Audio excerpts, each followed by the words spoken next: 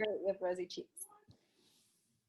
Hi, everyone, and thank you for joining us on the Empowered Mama Summit. Today I have Erica Orosco Cruz, who is the director of Homeschool Garden, and she's been working with families for over 20 years. Hi, Erica. Thank you so much for joining us today.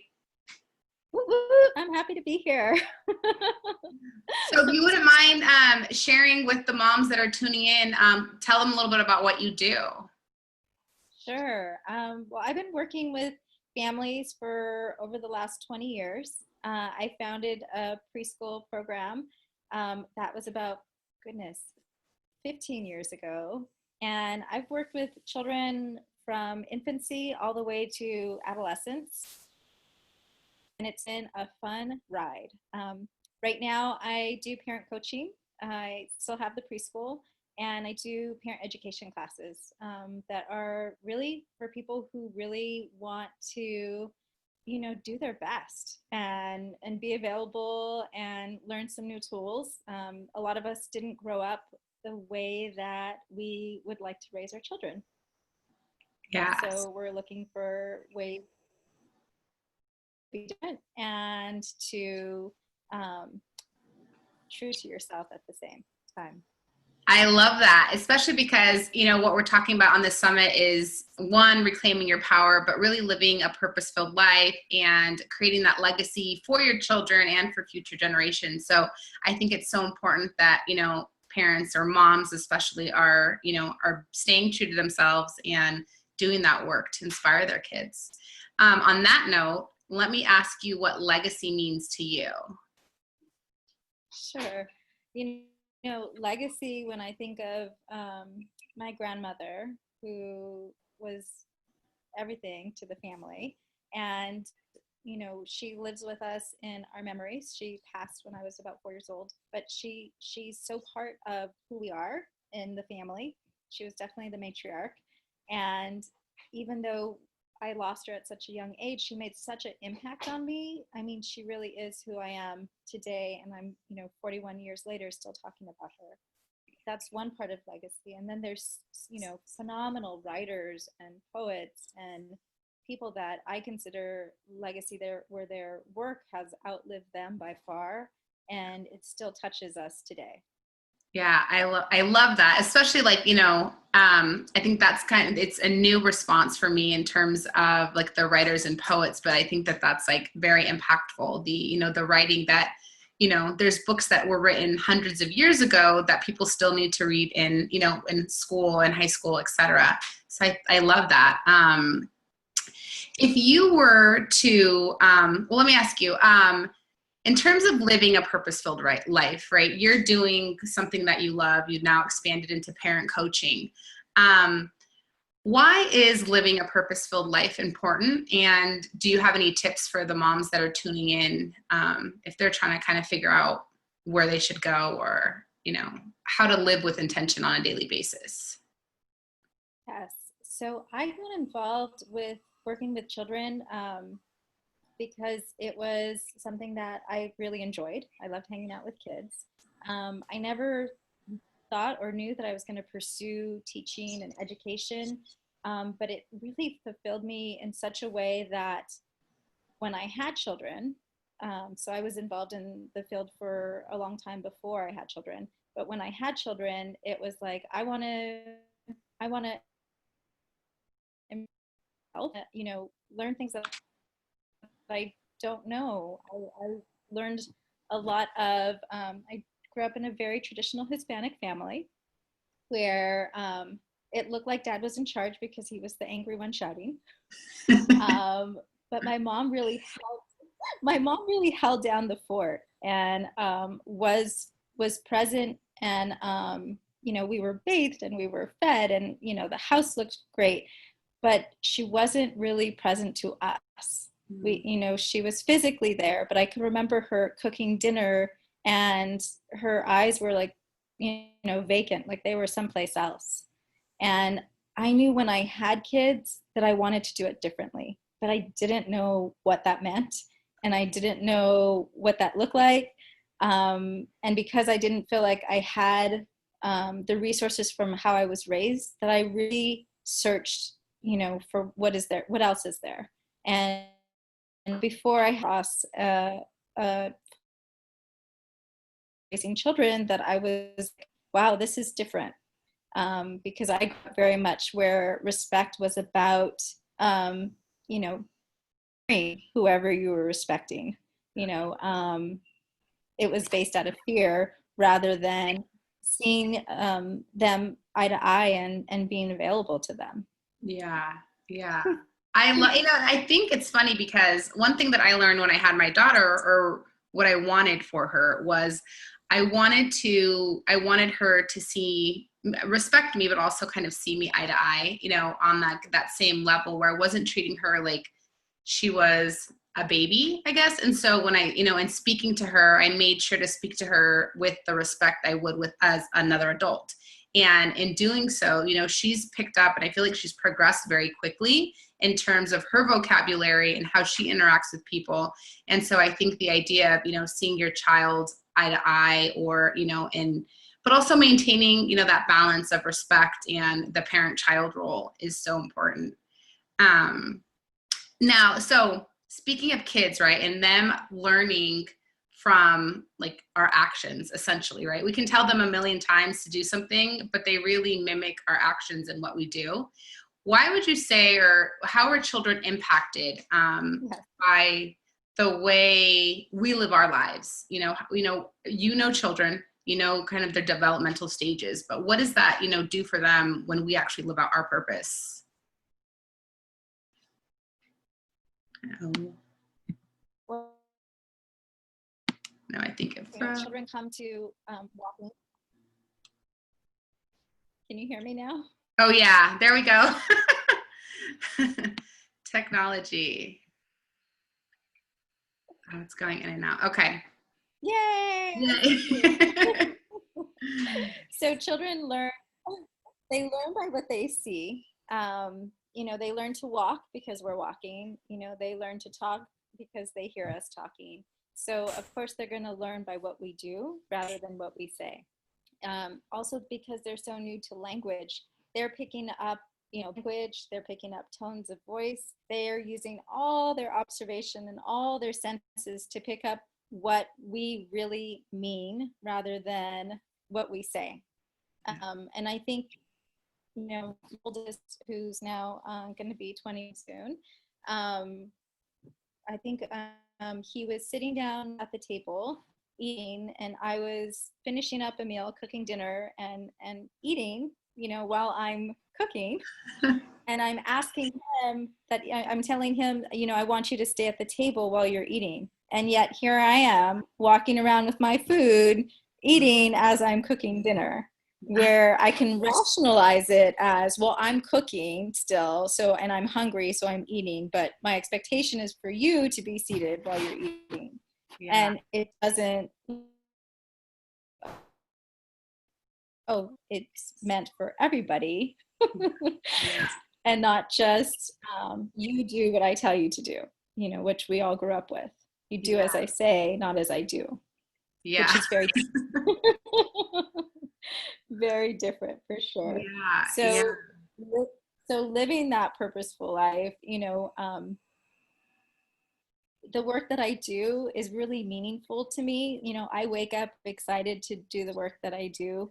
I receive so much by working with families and children. Of if I didn't get paid, I'd still be this work. If money wasn't an issue, I'd be doing this work. That's how passionate about I am. And I feel so lucky because I do have parents that say, I'm not as passionate as you are with my children.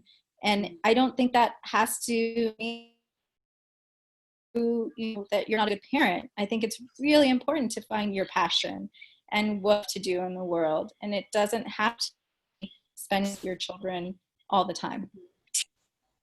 I love that because I take my daughter to daycare and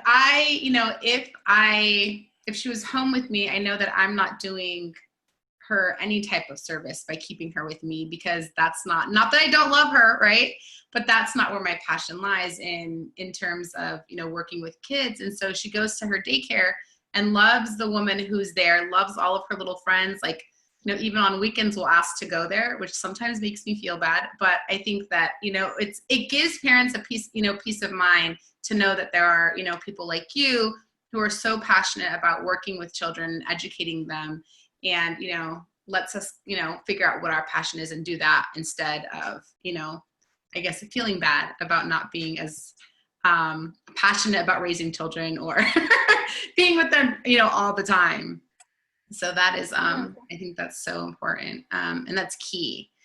And in finding your passion, right? So I want to ask you a little bit about your journey and how you got to, you know, what you're doing now in the parent coaching. You know, did you, had you always been kind of living with intention and, you know, in your purpose, or what was your turning point and how did you get to where you are now? You know, I think my grandmother, the one that I was telling you about, it was the last girl able to be with her and be present with her. And my mom went back to work, year old, so I spent my days with her Monday through Friday, and she planted a seed in me that that I didn't get at home with my mom and dad. You know, Mm-hmm. she planted the seed of unconditional love. Like, I see you, I hear you, I'm present to you, which was phenomenal. And as I was getting involved in, you know, babysitting as a teenager and through college, working in schools, all of that, it was for the children to know, even if it was just one time I, you know, saw them at the park or in the mall, or that you're seen and you're heard. And that's what's continued the passion for me, you know, Yeah. to make as many children feel seen and heard as possible. And Yeah. and it's funny because even though, you know, I'm not everywhere, I have, you know, my older children, and they were playing sports, and their friends would come over from their sport teams and hang out at our house for a bit. And, you know, maybe once or twice a month, not a lot of time. And that even in those little moments, they took home what we were doing in our house, which was normal to us. And so I'd get a call from, you know, one of their teammates' moms going, my son says that, you know, he wants me to talk to him differently. So, like, he says, you know, that, you know, mom, can you say it in a different way? Which is, you know, something that we use here, you know, instead of yelling, you know, can you say it in a different way, or can you say it in a different tone? And she said, I started laughing because I thought he was joking. He was dead serious. And so if I can make an impact, you know, in the little interactions that I have with, you know, the greater population, then, you know, I will be happy. Yeah, that is, I mean, it's funny. It definitely is funny, right? I mean, if my daughter were to come home and say, can you ask me that in a different way? Or can you say that? And I would be like, what are you talking about? And so I guess on that end, so in the parent coaching, do you essentially teach or educate parents on how to, you know, maybe speak differently to their children, or in a different manner in which they can relate to them better? Yes, definitely. Hang on a second. Yeah. Sorry. That was my children. Yeah. See, moms, you are not alone. Kids are everywhere.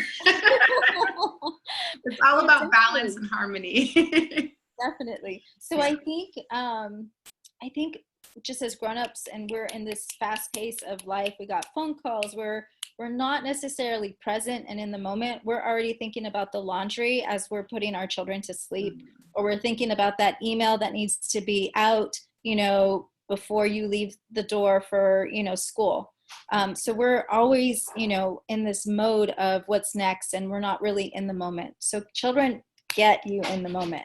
And so a lot of the work that we do is, you know, using our observation skills. Like, we stop using them because we start labeling people or assuming, you know, what's going to happen next. And so we don't go to, you know, oh, what's right in front of me.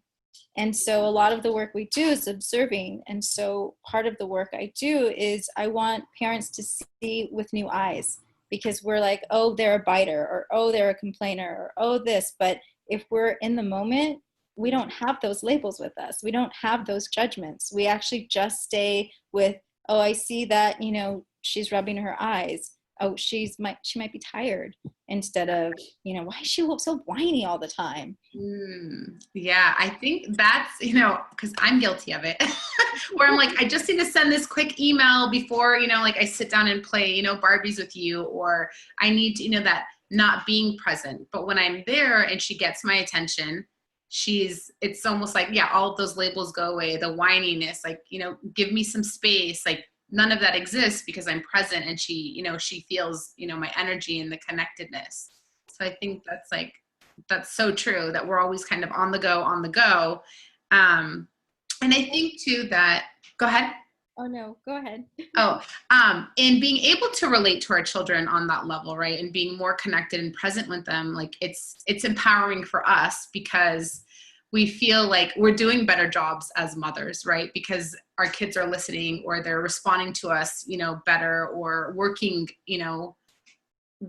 with us, and it's almost like easier for us to deal with. And so I'm like, okay, I got this motherhood thing like under control, and it's easier, right? It doesn't feel as hard and complicated.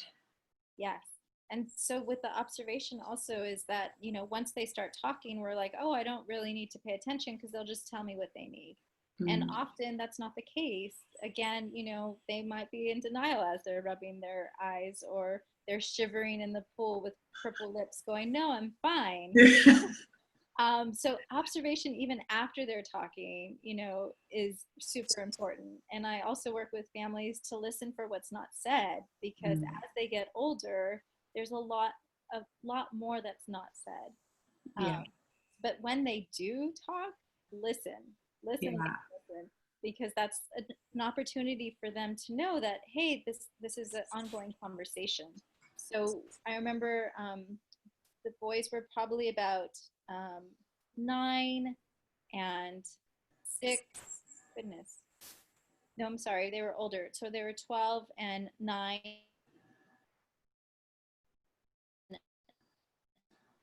9 and 12-year-old were, you know, Mom, come on, let's go outside, let's shoot some hoops. And I'd be, no, I'm going to start dinner, or I need to get these dishes done.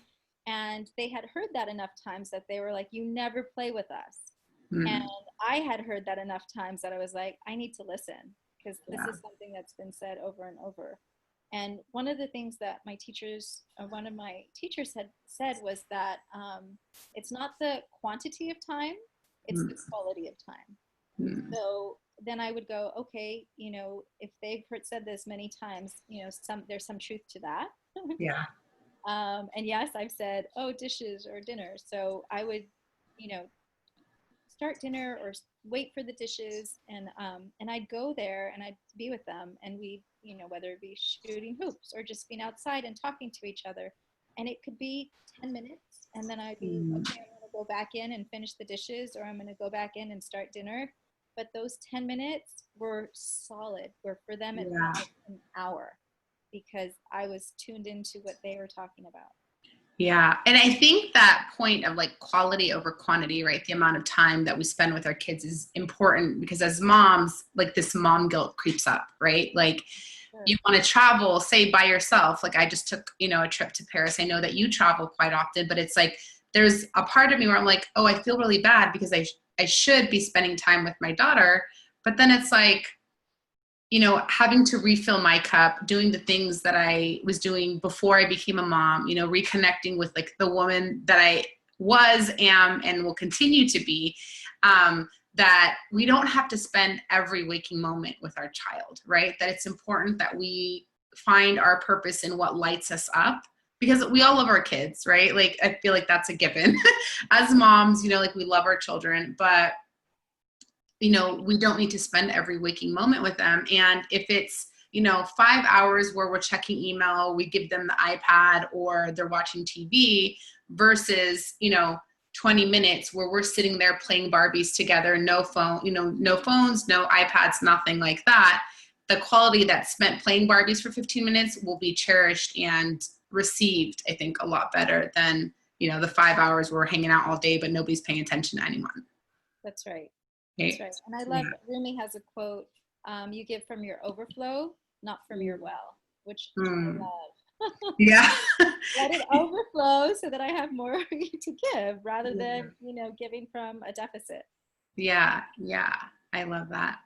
So I think that, you've kind of given us a lot. I think it's almost like, I feel like this interview with you has been very different from the others, because in speaking with you, it's almost like you're you're giving permission, right? Like you're letting all of the moms know that just because we're not, with our child 24/7 doing every little thing, we're not the Pinterest moms, or we're not doing like, the pureed foods or whatever that is, that our kids are still okay, and that the little bit of quality time that we do spend with them will make a huge difference, and that's more than enough, than than spending all of our time with them.